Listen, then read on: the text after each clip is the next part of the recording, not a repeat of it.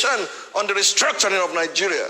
And he said, well, there are too many voices. We don't know what they are saying. I said, who are they? And the first month of your administration, I brought you a compendium of what I call the legacy of Muhammadu Buhari, containing the restructuring of Nigeria along through federal system that we agreed upon when I chose to run with you in 2011. I brought it a second time to you. Who are they? So if you don't understand what restructuring is, just look back and see the ground-up pyramids in the north. That was what financed Ahmadu Bello University and all the great things that Ahmadu Bello did in his days. If you don't understand restructuring, consider the golden era of the region and look at what Cocoa did. Free education, first television, first stadium, and all the high-rise and everything that Awo did came from Cocoa from the West. If you don't understand restructuring, look back in the East and see what they did with palm oil and with coal from Udi Hills, including the University of Nigeria, Nsukka. And anyone who does not understand restructuring, go back to the 1963 Republican Constitution and understand the evolution of power. And if you don't understand, take the document in your hand that Nasir El-Rufai committee put together and the 12 things that they stated. If you don't do it fast, you have yourself to blame.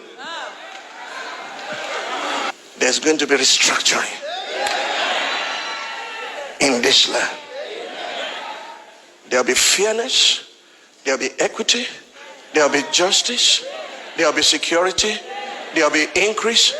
Every Nigerian with power to call himself or herself a Nigerian is going to be God first, nation second, and you last. We are going to prioritize God and prioritize our nation, and we will get tangible result. There's nothing anyone can do about it. It's an idea whose time has come.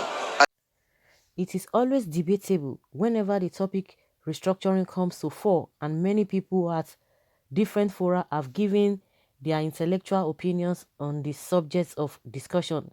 From a report on Vanguard of June 30th, 2017, former head of state General Ibrahim Babangida, during prayers to mark his 75th birthday celebration at the Hilltop, Minna, Niger State, was asked of his opinion on these subjects, and he took his time to elucidate his own points of view.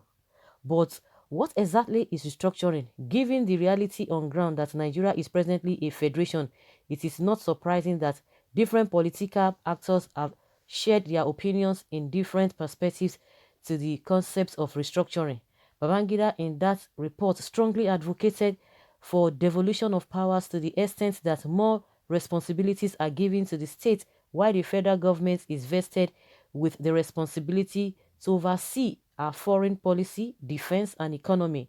There are so many things that the federating unit should do without necessarily not wanting for the federal government for any approval.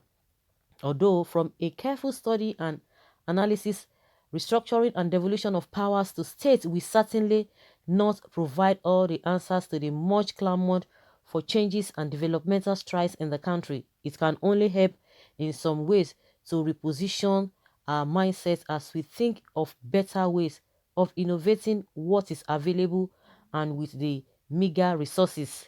Several debates on this has called for the need to commence the process of having state police across the state of the federation. IBB was quoted saying that these ideas of restructuring the country brought about the process of having state police. He said, "This idea was contained in my manifesto in 2010 when I attempted to contest the presidential elections. The initial fears that state governors will misuse the officers and men of the state police have become increasingly eliminated with renewed vigor of citizens' participation in and confidence to interrogate power. We cannot be detained by those fears and allow civilization to leave us behind. We must, as a people with one destiny and common agenda, take decisions for the sake of posterity in a shared commitment to launch our country on the path of development and growth.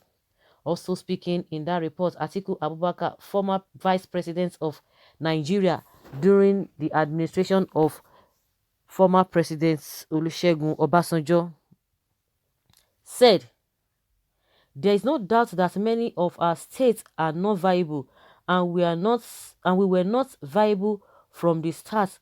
Once you take away the federation allocations from Abuja, we have to find creative ways to make them viable in a changed federal system. We can constitute a body of non-partisan experts to suggest other ideas. But in all, we must devolve more powers and resources from the federal government and de-emphasize federal allocations as the source of sustenance of states. We need to start producing again and collecting taxes to run our government in a more sustainable way with greater transparency and accountability." Meanwhile, Reno Mokri, a former president, Goodluck Jonathan aide, took to his Twitter account hours ago to share a video of popular Pastor Tunde Bakare, a Nigeria prophetic apostolic pastor. He was reportedly arrested in March 2002 after preaching sermons critical of then President Olusegun Obasanjo.